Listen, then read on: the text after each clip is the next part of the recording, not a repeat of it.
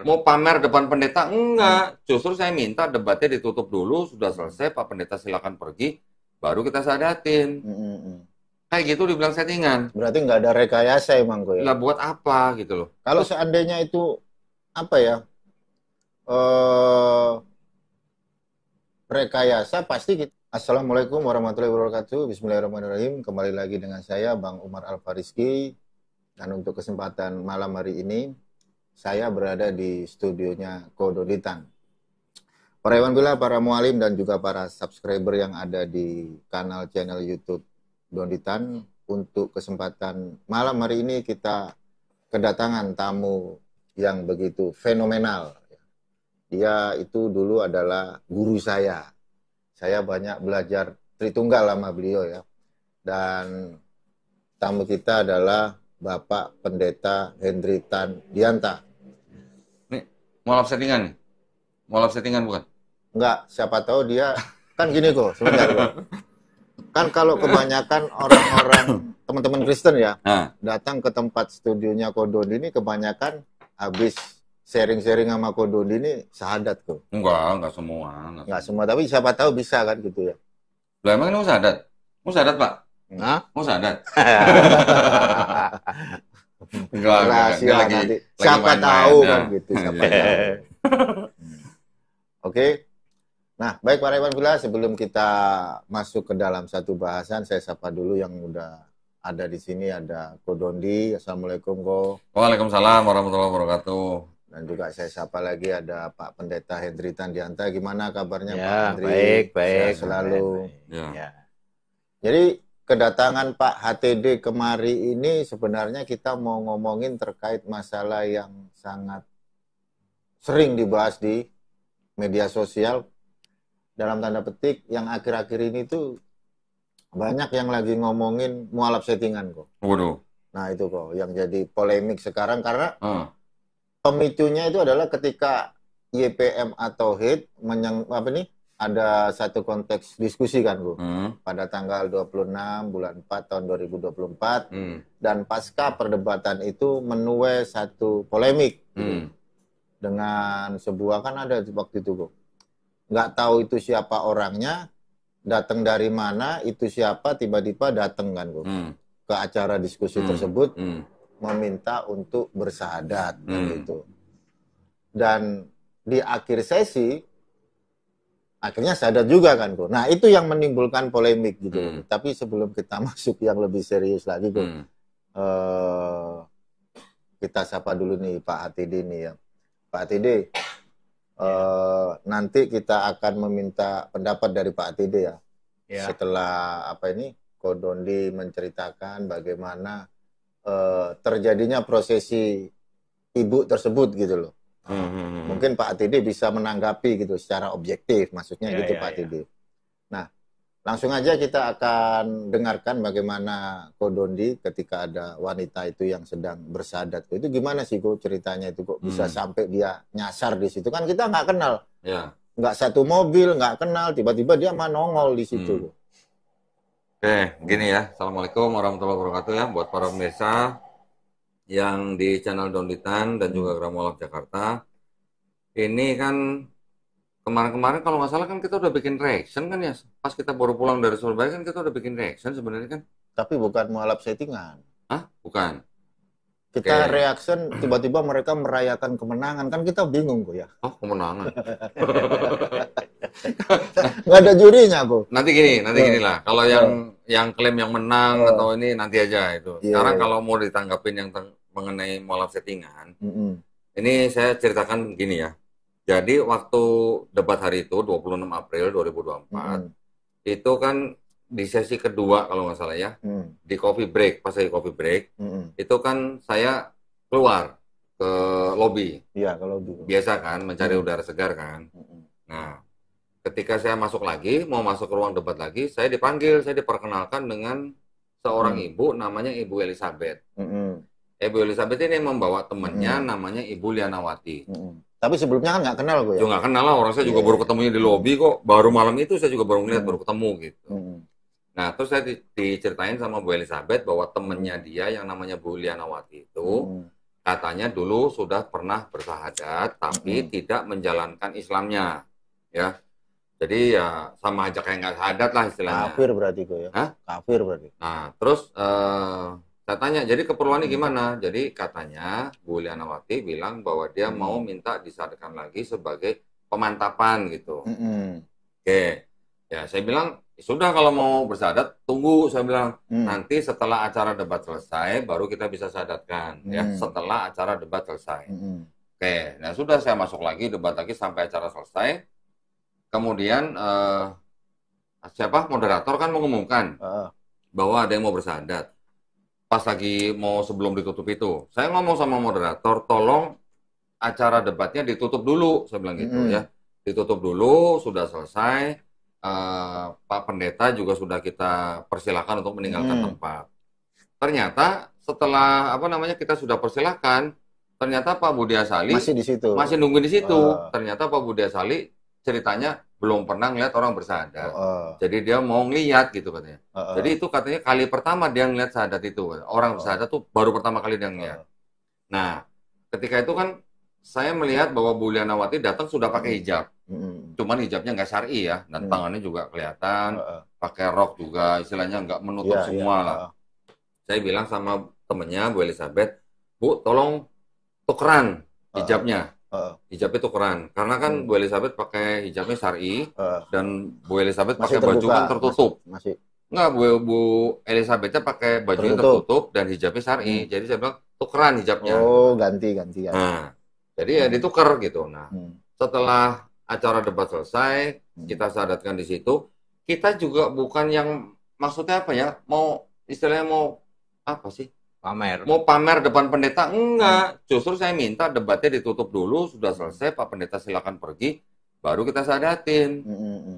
Kayak gitu dibilang settingan. Berarti nggak ada rekayasa emang kok ya? Lah buat apa gitu loh. Kalau seandainya itu apa ya?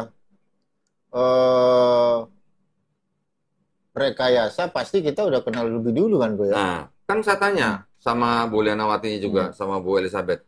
Bu Elizabeth sama Bu Lianawati taunya di sini ada acara debat dari mana gitu kan? Nah katanya ada yang ngasih tahu temennya gitulah. Nah kan kita nggak pernah ketemu, orang saya ketemunya baru malam itu. Terus gimana settingan gitu loh? Nah kalau memang ada orang yang sudah bersahadat masuk Islam tapi dia tidak menjalankan Islamnya, terus dia minta disahadatkan ulang untuk pemantapan, terus nggak boleh gitu? Loh Pak ATD ini di Pak ATD coba baptis berapa kali Pak? Pak ATD 5 kali. 5 kali. Kok nggak ada yang protes? Lah, kemarin kalau nggak salah kan siapa yang pernah ngonten di sini? Jesslyn? Ya. 7 kali katanya baptis. 7 kali. Nah, saya aja gimana? 4 kali. Tuh, lu 4 kali. 4 kali. Lah, ya maksudnya kayak gitu gimana? Ya, jadi apa sih kalau bilang dosa-dosa besar tuh emang siapa gitu loh yang ngomong dosa besar itu? Emang dia tahu atau gimana? Ulama atau gimana? Iya. Padahal kalau orang sholat itu kan di takiyat akhir juga ngucapin syahadat kok ya. Iya. Kita setiap kali sholat juga ngucapin syahadat. Berarti sehari kita syahadat berapa kali? Lebih kok. Nah. Lebih dari sekali kok. Nah. Masa kita salah kan nggak mungkin. Sekarang gini, saya cerita. Pak Dede ingat nggak dulu waktu kita debat di Jogja? Ya. Pak Dede juga pernah bawa seorang ibu-ibu yang murtadin. Pindah dari Islam ke gerejanya Pak Dede kan. Lah kita juga santai-santai aja. Iya, nggak terlalu sibuk kayak mereka. Lah emang mau diapain orang udah pindah agama terus mau diapain gitu loh. Bahkan malah kita bikin podcast Pak ya di acara itu ya. Ada yang wawancarain, Rifa wawancara, Bu Etika wawancara. Masalahnya di mana gitu loh. Pak ATD ternyata ini saya juga baru tahu ketika debat di Jogja, Pak ATD juga baptis orang di hotel itu kan? Ya. Berapa kali Pak? Setiap saya debat sana saya membaptis. Tuh. Ini saya baru tahu nih. Setiap kali debat sama saya di hotel Ispak ya. Pak ATD baptis orang di situ. Ya. Terus masalahnya di mana? Nggak ada masalah juga. Nggak ada protes kok ya. Nggak ada protes. Buat apa protes? Nggak ada bilang murtadin settingan, nggak ada ya. Buat apa gitu loh. Ya nggak ada untungnya. Lagi pula kita juga setting-setting kayak begitu tuh untungnya apa? Mungkin dia nggak bisa nunjukkan Yesus di Targum mungkin tuh. Nah, kalau Pak ATD tanggapin coba gimana kayak begitu? Dia bukan orang luar Surabaya toh. Bukan, dia orang Surabaya, Pak. Artinya tidak disetting di bawah dari Jakarta misalnya, tidak ya? Okay. Malah mereka bilangnya gini Pak Tede, itu satu tim. Buset. Dipikirnya satu mobil kan gitu. Oke. Itu pendeta yang menyaksikan komplain nggak dia? Siapa? Waktu itu pendetanya? Enggak, diam aja. Justru yang bilang settingan pendeta lainnya? Enggak, yang ngomong Pak Pendeta Sasoro tapi setelah pulang. Setelah pulang, bukan pada waktu posisi di Surabaya itu. Dia menyaksikan juga? Dia menyaksikan tapi bolak-balik mondar-mandir gitu. Kayak nggak ikhlas gitu loh Pak Tede ngelihat orang bersadat. Jadi gitu. Kami pun juga pernah sebaliknya ya. Waktu itu juga diwawancarai dan lain sebagainya juga tidak ada masalah kok ya, tidak ada masalah itu. Ya mungkin salah informasi saja, dipikirnya ini kan sudah pernah dulu orang ini kok disahadatin ulang lalu terkesan seperti itu. Padahal kalau saya sudah cross check beritanya kan sudah dipersilahkan sebenarnya, udah tutup acaranya Pak, monggo. Jadi itu memang pilihan dia untuk ngelihat itu kan, itu pilihan dia. Ya. Yang pengen nonton itu Pak Budi Asali. Iya. Gitu. Cuman yang bilang settingan justru orang lain ya. Pak Esra. Pak Esra juga bilang katanya settingan. Tapi kenapa dia nggak komplain pas pada waktu proses itu? Kenapa dia nggak komplain? Terus dia setelah debat mengklaim kemenangan, habis gitu berorasi bahwa ada mualaf settingan gitu Pak Tede. Klaim kemenangan apa? Kemenangan debat kemarin katanya. Saya mau nanya nih, Pak, kita debat di Jogja berapa kali, Pak? 6 atau 7 kali. Pernah nggak saya klaim kemenangan atau Pak Hendritan klaim kemenangan? Nggak ada lah. Pernah nggak, Pak? Nggak ada. Sekarang gini, bagaimana bisa sebuah debat orang mau klaim kemenangan kalau nggak ada juri dan nggak ada skor? Orang klaim menang itu kan kalau ada skor gitu ya. Ada juri lah. Nggak ada skor, nggak ada juri, klaim kemenangan. Pasti ada piala kan. Menang kalah emang harus ada jurinya, ada skornya seperti itu. Sekarang tujuan kita berdebat nih, contoh kayak saya sama Pak Tede. Kan Pak Tede bisa menjelaskan pemahamannya atau imannya, saya juga bisa menjelaskan atau mengkritik pemahaman atau iman Pak Tede, tetapi kan semuanya tuh di dalam rangka persahabatan, bukan dalam hate speech, Pak ya. Dan yang kita tuju itu kan untuk penonton. Jadi yang berhak menentukan si A lebih kuat argumennya atau si B yang lebih kuat argumennya itu penonton, bukan kita. Gitu loh. Kok bisa-bisanya klaim kemenangan ya? Sambil makan-makan loh Pak. Kita juga makan-makan, malah lebih rame makannya. Kita merayakan ada yang sadat, nah mungkin di situ mereka agak kayak gimana gitu loh Pak Tede. Ya, yang masih kemarin itu saya sudah dapat konfirmasi ini langsung dari Valen, dari Kodonitan ya, bahwa itu tidak benar ya, sama sekali tidak ada settingan ya. Mungkin karena banyak praduga seperti itulah ya. Saya sendiri pernah melakukan sebaliknya dan tidak cuma sekali, 3 kali. 3 kali ya. Diwawancarai oleh mereka, silahkan diwawancarai, dan itu tidak ada ini jangan-jangan Pak Tede ini cuma settingan ini bawa cewek, nggak ada kayak begitu ya. Loh, orang malah Pak Tede bawa Murtadin, malah kita yang wawancarin Pak ya? Iya. Diwawancarai oleh dia, silahkan dibikin postingan, silahkan. Nah iya. Dan tidak ada yang ini Pak Tede ini beneran apa nih, apa settingan ini? Enggak, kalau saya menilainya gini, kalau orang pertama mengklaim menang, terus kemudian sampai dia menuduh sesuatu yang tidak pada tempatnya, ya itu kemungkinan besar dia dari dalam hatinya sebenarnya dia tantrum atau gelisah atau galau. Kalau saya kok enggak ya, santai-santai aja loh. Mungkin beneran nggak paham tarkum itu kali itu. Tarkum. Kenapa Pak Tede nyinggung-nyinggung tarkum? Begini ya, dia bawa tarkum, dikira ini kalian ini nggak pada tahu kali ini. Nggak tahunya, ini tahu, dia tahu juga. Saya ketawa geli terus terang ya. Terus dia pikir kalau saya bawa Alkitab mungkin dia tahu. Saya bawa tanah, coba saya bawa apa namanya? Targum. Targum Yonatan. Targum Yonatan ya. Mungkin dia nggak tahu kali. Mungkin. Loh, malah ketika dia suruh Umar baca, kan Umar nggak mau baca. Setelah Umar nggak mau baca, saya tanya, Pak, yang dimaksud Mesias di dalam kitab yang Bapak bawa itu oleh Targum Yunani, itu maksudnya Yesus atau bukan, Pak? Nah, kan bukan. Ya, itu sesi satu. Sesi keduanya, saya bukain websitenya punya Yahudi, sefaria.org kan. Saya bacain Targum Yonatannya di situ. Di situ juga tidak membicarakan bahwa yang dimaksud hamba yang menderita itu adalah Mesias, tapi kerajaan daripada Mesias itu. Nah, kerajaan Mesias itu siapa kalau bukan bangsa Israel? Bahkan saya bawa itu, Pak. Tanah di bawah. Di dalam tanah itu ada kata-kata ini untuk bangsa Israel. Saya tunjukkan kepada kedua pendeta itu, Pak. Nah, tetapi kan ya namanya sedang berdebat ya. Kita kan hanya membawakan argumen, kita membawakan dokumen. Ya, yang berhak menilai kan yang nonton gitu loh, Pak. Iya, betul. Saya nggak pernah mengklaim diri saya menang loh, nggak pernah loh. Dan saya termasuk yang geli. Pak, sebentar Pak. Pak Titi itu Yesaya 53 kemarin Pak Titi itu bilang ke saya, kalau itu sebenarnya bukan murni untuk Yesus, tapi untuk semua orang. Itu gimana? Jelas bukan. Yesus disalib di tempat yang namanya tempat tengkorak atau Golgota. Artinya itu udah sering terjadi salib-saliban di sana. Itu kan tradisi Romawi. Semua yang disalib itu ya menderita. Tapi memang itu Yesaya 53 ada satu poin khusus ditusuk. Itu Yesus termasuk salah satunya. Termasuk salah satu yang menderita. Tapi itu tidak hanya untuk Yesus. Tidak hanya untuk Yesus. Berarti untuk semua orang Israel? Untuk semua orang yang disalib ya begitu. Yang menderita kayak begitu gitu loh. Ya kan gini lah. Kan Pak Hendry Tan memberikan pemahamannya. Pak Esra Soro dan Pak Pendeta Budaya Sali juga memberikan argumennya. Saya juga memberikan argumennya. Tapi kan saya bawa dokumen. Dokumen yang dipakai oleh Kristen. Sedangkan dokumen itu jelas-jelas menyebutkan bangsa Israel.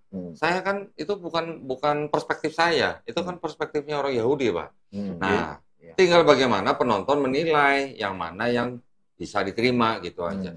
Kan kita di situ juga debat bukan berarti saya mau ngajak pendeta istilahnya harus masuk Islam atau enggak. Enggak, saya juga mau Pak Hendry Tan juga nggak pernah begitu kan? Nggak pernah. Ya kita hanya tukar argumen, jual beli argumen gitu aja. Kok sampai ada yang bilang menang-menang itu gue bingung. Jadi kira-kira menurut apa nanti lain kali kita pakai skor aja gimana? Orang nggak ada pialanya kok. Ya kita beli piala aja. Kita beli piala gitu. Nanti kita pakai skor 1-0, 2-0, 2-1, 3-1. Lucu juga sih. Lucu juga. Saya geli juga sih nonton itu ya. Debat-debatan ada menang-menang kalah. Gimana Valen? Apa tadi? Yang apa? Mau nanya apa itu? Enggak, tadi kan kemarin yang Pak Titi bilang Yesaya 53 itu bukan untuk Yesus saja, untuk semua orang. Untuk orang Israel. Kan itu. Nah, malah yang saya sesalkan, kok setelah debat itu kok malah Pak Pendeta Budaya Sali kok malah diserang. Iya, malah diserang kayak sama internal mereka sendiri gitu. Diserang Deki Ngadas. Loh, sekarang nih ya. Poin serangannya apa? Apa katanya, buang-buang waktu atau apa? Iya, buang-buang waktu. Kenapa kalian mau temuin itu gitu? Setan itu gitu. Memang harusnya setan ketemunya setan juga kali, Pak. Setan ketemu setan. Pak, saya itu jagonya debat. Nih ketemu sama mereka gak cuma sekali. Lah iya. Gak cuma sekali ya. Aduh. Mengedukasi tuh loh, di sana itu loh. Bukan untuk menang kalah ya? Bukan. Orang ada pialanya, Pak. Iya. Iya sih. Ya, gimana ya? Kalau masih berani ngeklaim menang, berarti kan dianggapnya itu permainan ya kalau gitu ya, game gitu ya.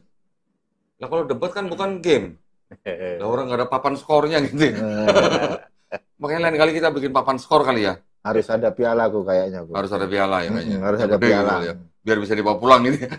Oke, jadi clear ya, settingan itu tidak ada kepada yang di luar sana nih. Saya pendeta HTD ya, saya sudah cross check ini. Tidak ada settingan di sana dan saya pernah melakukan sebaliknya. Itu pun juga tidak ada tuduhan macam-macam. Ya, jadi Bapak Ibu Saudara, itu murni memang beliau orang Surabaya. Sebentar. Ya. Ini lagi. Orang Surabaya yang sedang datang ke situ. Atau saya jemput ya. Saya jemput, kecuali kalau dari Jakarta ya mungkin itu saya sengaja dibawa. Saya ganti di situ. Ini Umar duduk sini deh. Saya jemput tamu sebentar, Pak. Iya, ya. Nah, silakan lanjut. Nah, gimana terus Pak Tidi? Ya, jadi seperti itu ya. Dulu waktu ada dari Muslim, lalu saya baptis, ya. Disuruh dibawa ke Jogja. Kebetulan memang orang sekitar situ. Ya diwawancarai di itu nggak ada masalah. Dan kita nggak mengklaim bahwa itu settingan, Pak Tidi. Enggak, sama sekali nggak ada. Dan itu nggak cuma sekali kok. Saya 3 kali. Ya. Justru kita malah inilah bentuk toleransi kan gitu, Pak Tidi. Nggak seperti si Esra, si Louis Prasetyo kan gitu. Ya, apalagi dia yang tidak terlibat di dalamnya ya. Terus seperti itu. Kenapa mereka bawa Targum? Iya kalau bawa Alkitab kan mungkin ketahuan gitu. Akhirnya bawa Targum. Akhirnya Targum Yonatan dipikirnya sebelah sana nggak tahu, dipikirnya seperti itu. Padahal kita tahu Pak Tidi. Namanya juga usaha. Namanya juga usaha. Ya seperti itulah. Itu memang saya sendiri juga saya memakai kata-kata saya geli aja gitu. Ya karena lucu aja gitu loh Pak Lucu aja sih. Padahal semenjak kita ngundang Pak HTD baik di Jogja kan 2 kali kita. Iya, dengan Pak HTD 2 kali. Dan mereka pun tidak teman-teman Pak HTD dan juga Pak Budi Asali, ini belum ada Esra Soru. Ya. Nggak ada klaim menang kalah nggak ada kan gitu. Nah tiba-tiba ketika Pak Esra Soru kita undang, tiba-tiba muncul gitu Pak TD. Ya. Mengklaim bahwa kita menang telak kayak gitu-gitu dari mereka sih ngomongnya kayak begitu Pak TD. Dan bahkan mereka merayakan itu, makan-makan gitu itu. Terus tanggapan Pak HTD melihat perdebatan kemarin itu seperti apa sebenarnya? Apakah kedua pendeta itu menguasai tema atau seperti apa Pak HTD? Ya dari jawaban Yesaya 53 saja itu tidak menguasai. Kemudian dari Yesaya 9 ayat 6 sepertinya dibahas juga. Itu juga tidak menguasai. Masa disebut raja sekarang Yesus? Loh, bukannya Yesus itu raja sekarang? Belum. Loh. Gimana kan banyak orang Kristen ngomong Jesus he is King of King kayak begitu raja dari belum. Yesus sebagai raja itu nanti di masa 1000 tahun, kerajaan 1000 tahun. Belum, yang belum itu kan artinya dia tidak menguasai. Berarti kalau orang nyebut sekarang nih, orang nyebut Kristen nyebut Yesus itu raja, salah nggak? Salah, belum jadi raja kok. Berarti raja R huruf besar ya Bapak Ibu. Raja R huruf besar. Cross check-nya itu boleh memakai Zakaria 14 ayat 9. Itu paling pas menyebut meng-cross check Yesus belum jadi raja. Nanti dari jadi raja dan namanya adalah satu-satunya. Itu di masa 1000 tahun, masih lama. Oh, masih lama Pak Tidi. Masih ya. Jadi jangan sebut Yesus raja dulu ya. Harusnya sebut apa? Bukan yang gondrong tangan bolong itu. Itu juga sudah lewat ya. Sudah lewat. Yesus fisik, gondrong, tangan bolong itu sudah lewat. Sekarang Yesus Tuhan Allah Alfa Omega Maha Kuasa. Itu yang benar yang sekarang ya. Nanti jadi raja nanti di masa 1000 tahun nanti. Iya. Terus kenapa gini Pak Tidi ya? Kan dia itu sebagai mereka ngakunya Kristen Pak Tidi. Kira-kira orang Kristen itu boleh nggak pakai kitabnya orang Yahudi? Iya nggak boleh lah. Alasannya kenapa? Kan itu sebagai bahan perbandingan kan bisa. Kan yang nulis Targum itu kan namanya Rabbi Yonatan. Dia percaya Talmud. Kira-kira orang Kristen pakai kitabnya orang Yahudi itu kayak gimana pendapat Pak Atidi ini sebagai seorang Kristen? Ya, ini perkataan Yesus loh ya. Saya bukan dari saya. Yesus berkata, kamu menduduki kursi Musa. Alkitab itu perjanjian lama diduduki oleh siapa? Oleh orang-orang Yahudi, ahli Taurat, dan orang Farisi Saduki. Jadilah yang namanya Tanak, jadilah Talmud, termasuk Targum Yonatan. Itu kan bagian dari itu. Ya, namanya juga usaha Pak Yesus saja sudah nyebut kok. Kamu menduduki kursi Musa. Maksudnya kalian rubah-rubah Alkitab perjanjian lama sehingga menjadi yang namanya Tanak, Talmud itu. Jelas disebut menduduki kursi Musa kok. Ya nggak boleh ya kita pakai perjanjian lama. Lalu dipelintirlah ya seolah-olah orang Kristen niru dari Tanak, dari Talmud. Kebalik. Balik ya, Tanak Talmud itu baru muncul setelah era Maleaki. Nah, kenapa mereka pakai itu Pak Tede? Kan menurut Pak Tede nih, orang Kristen yang pakai kitabnya Yahudi masuk neraka lah. Kenapa Pak Esra itu pakai kitabnya orang Yahudi? Ya, saya sebut saja 4 ya. Sebab di kitabnya para Yahudi ini, di situ ada kata-kata Elohim, ada kata Adone, ada kata Hashem, ada kata oke lah Yehova sama Yahweh. Ini cuman ada di sana. Kalau di Alkitab Kristen nggak pernah ada itu Elohim, nggak pernah ada Adone, Hashem, nggak pernah ada. Para Allah nggak ada. Semua kan tahu toh. Itu kan ayatnya Tritunggal. Para semua Allah. Diakui bahwa Elohim itu jamak, sudah diakuin. Allah jamak itu Elohim, Tuhan jamak itu Adone. Sementara Hashem itu tidak maha kuasa. Sudah diakui kok oleh mereka. Itu seperti itu. Ya kita jangan pakai itu, pakailah yang Alkitab PL ya. Tidak mengenal Elohim kok.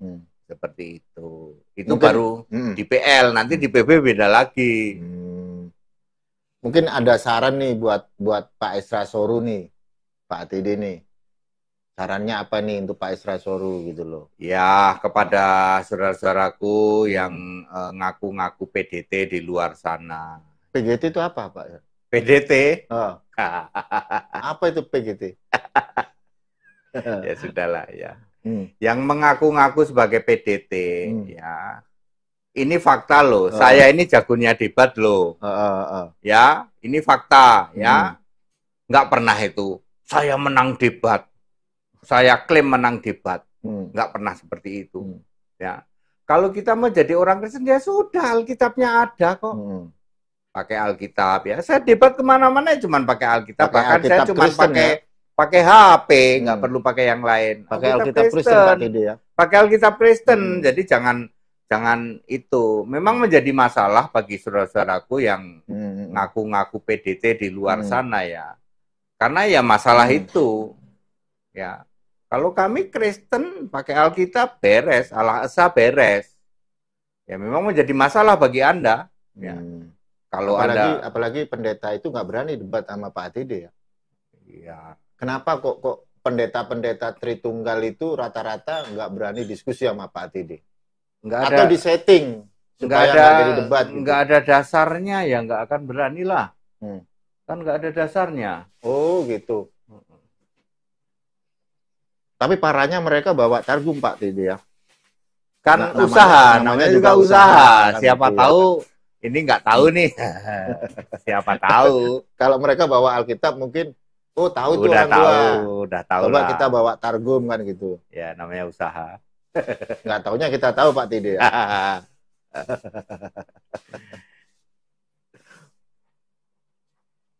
Terus gue mau tanya Pak Tede, itu Pak Budi Asali menolak kitabnya sendiri gimana? Kan LXX itu kan kitabnya Tritunggal Pak Tede. Kok kenapa dia menolak gitu? Saya nggak tahu gitu. Di forum debat dia akan ngomong begitu. Iya. Di forum debat doang. Padahal sehari-hari dia terima. Karena di LXX itu, yang LXX itu ya, di situ ada Hologos, di situ ada Kurios. Oh. Kalau di forum debat dia bilang saya nggak kenal yang itu. Tapi sehari-hari ya dia yang terima itu.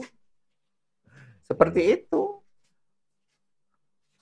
Padahal waktu di Jogja kan Pak Tede juga memurtadkan orang, sampai dibaptis di kolam renang, tapi nggak pakai air hujan Pak Tede. Ya waktu di Jogja itu setiap debat saya selalu membaptis di hotel itu. Kadang 2, kadang 3, saya selalu membaptis. Kita 5-6 kali ya 5-6 kali juga saya membaptis. Ya. Tapi kita kan nggak pernah ngomong, Pak Tede settingan, ada murtadin kan kita nggak pernah ngomong kayak gitu Pak Tede. Nggak ada. Tapi mereka malah justru ketika ada orang yang tiba-tiba dia datang kita nggak kenal, dibilangnya settingan Pak Tede. Ya, jam terbangnya kurang kali. Loh, Pak Esra Soru pendeta gede loh Pak Tede, gimana sih? Ya mungkin kurang. Dia udah sering ke Israel.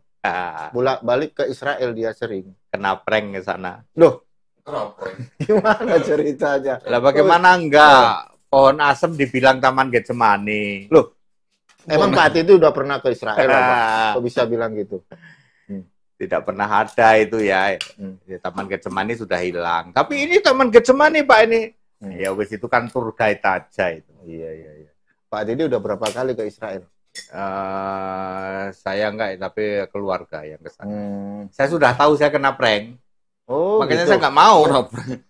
Saya nggak mau ke sana. Ya. Pohon asem dipikirnya itu Taman Getsemani. Ya, gitu. Karena udah kelihatan tua. Ya, pohon asem atau pohon zaitun yang udah tua itu. Ini nih Taman Getsemani ini. Kalau kubur Yesus gimana Pak Didi? Ya nggak ada. Emang Tuhan punya kuburan kan juga tidak mungkin, meninggalkan jejak. Yaitu dibikin-bikin oleh tour guide aja. Kalau gunungnya masih ada, lautnya masih ada, tapi titiknya dulu di sini nih dibelah ini nggak ketahuan, itu ya cuman bisa-bisanya tour guide aja. Ini di sini nih Yesus dibaptis, Sungai Yordannya masih ada, tapi titik dibaptisnya ya tidak di situ.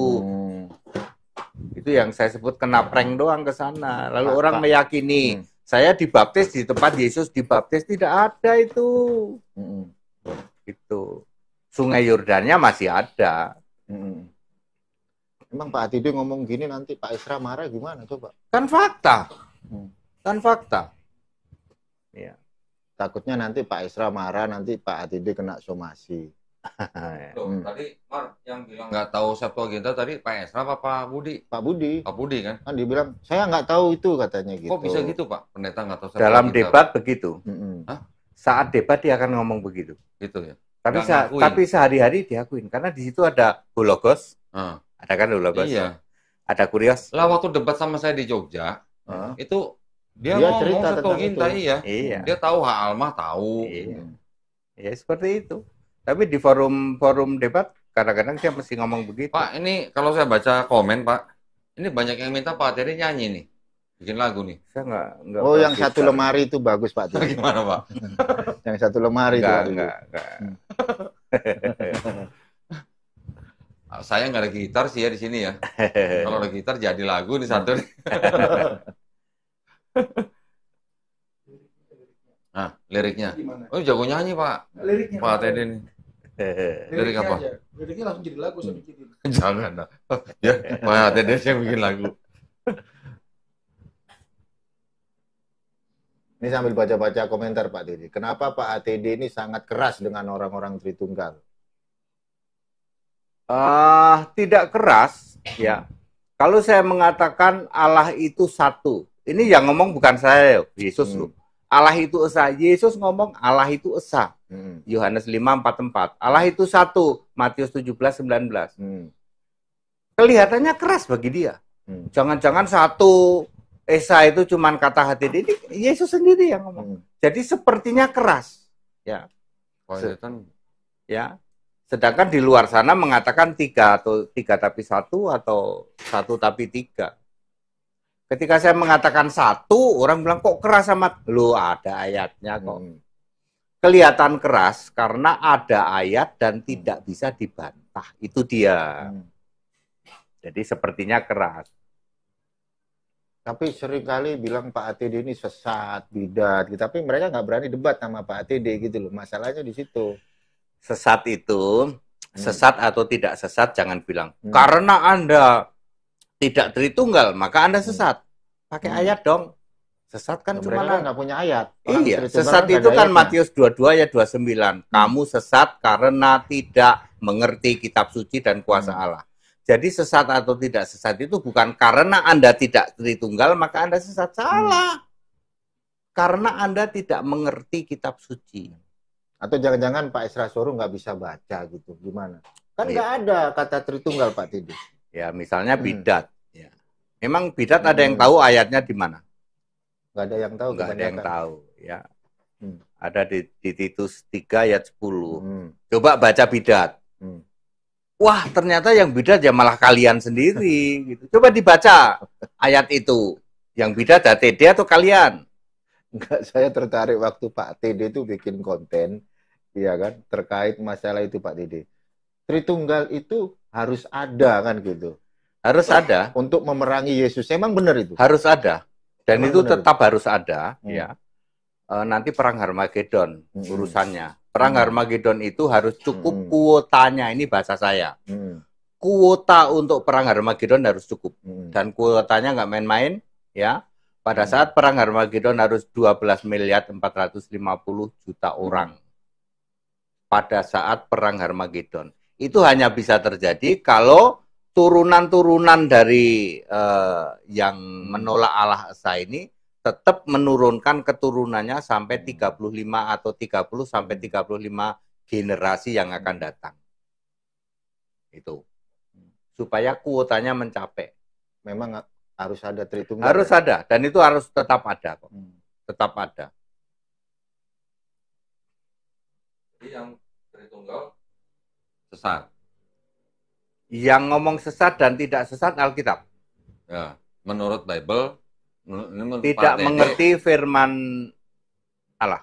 Ya. Sesat atau tidak sesat itu yang tidak mengerti firman Allah.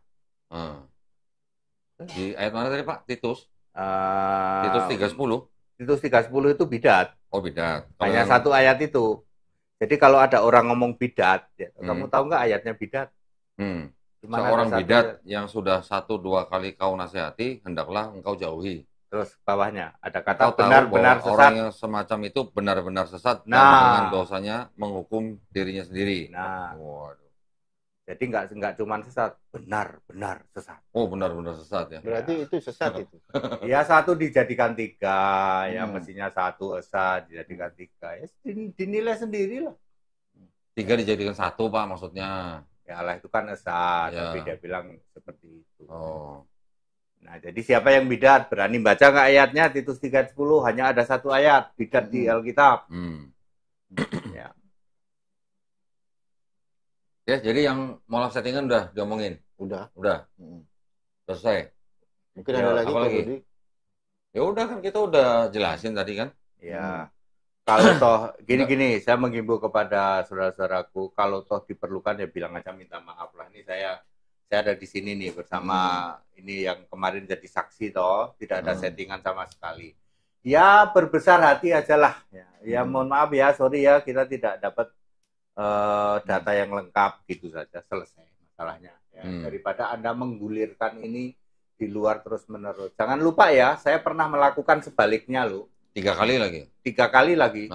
Dan nggak pernah kita pernah ada itu settingan ya. Dan setiap saya debat di Jogja, saya selalu membaptis loh. Ya, 5-6 kali kita ini saya membaptis loh di Jogja di hotel itu. Ya. Nyawa kolam renang gitu Pak ya? Iya, kolam renang. Makanya saya ke sana selalu bawa celana pendek karena saya untuk baptisan. Ya tanya aja yang itu. Dan itu tidak ada masalah. Jadi yang masih mempermasalahkan tentang kemarin ya settingan-settingan. Ya saran saya sih, ini saya sudah klarifikasi. Ya baik pun kayak minta maaf itu lebih baik. Ya berbesar hati seperti itu daripada Anda terus saja. Nggak ada ayatnya ya. Nggak ada ayatnya, namanya juga usaha Pak Dede. Namanya juga usaha. Namanya juga usaha Pak Dede. Ya kan? Ya. Orang kalau Pak Dede bilang ngomongin terus orang nggak ada ayatnya, mending kita ngomongin Yesus main layang-layang kan gitu. Ya, main kelereng, main layang-layang kan gitu. Orang nggak ada ayatnya. Dari mungkin dulu loh. Itu aja kok. Ya, gitu aja. Baik. Enggak, tapi pernyataan dari saya gini. Buat dari kita, ya, tadi seperti Pak HTD katakan bahwa Pak HTD debat, bahwa murtadin apa segala macam, buat kita nggak masalah. Toleransi kok ya. Toleransi, bebas, dijamin oleh negara haknya untuk memeluk agama dan kepercayaan masing-masing. Jadi buat kita juga nggak ada gunanya pamer-pamer orang mualaf di depan pendeta. Enggak, kita sudah mempersilahkan pendeta untuk meninggalkan tempat. Tapi karena kalau pendetanya mau nonton ya monggo. Syukur-syukur kalau pendetanya mau ikut syahadat gitu kan. Ya kan kita nggak pernah maksa gitu. Jadi buat kita nggak ada gunanya. Istilahnya mualaf-mualaf settingan tuh nggak ada gunanya. Hampir tiap hari orang syahadat di sini kok juga gimana. Kalau yang mau ditayangkan ya kita tayangkan, nggak mau ditayangkan kita hormati kok haknya. Ya, setiap orang punya permasalahan sendiri. Jadi ya gitulah. Istilahnya ya silahkan. Kalau buat saya sih gini. Kalau orang pertama ngeklaim menang, kemudian nuduh-nuduh orang mualaf settingan, padahal dia nggak tahu belakangnya gimana, aslinya gimana. Ya buat saya itu orang-orang yang sebenarnya galau gitu aja sih kalau menurut saya. Gitu aja Mar. Ya oke, baik para Iwan Villa, para mualim dan juga para subscriber yang ada di channel YouTube Donitan. Demikian untuk konten hari ini kita membahas terkait polemik mualaf settingan yang sangat ramai diperbincangkan, dan di sini juga ada Pak HTD. Saya ucapkan terima kasih kepada Pak HTD dan juga para subscriber setia yang ada di channel YouTube Donitan. Mungkin sampai di sini dulu karena keterbatasan waktu. Saya akhiri. Assalamualaikum warahmatullahi wabarakatuh.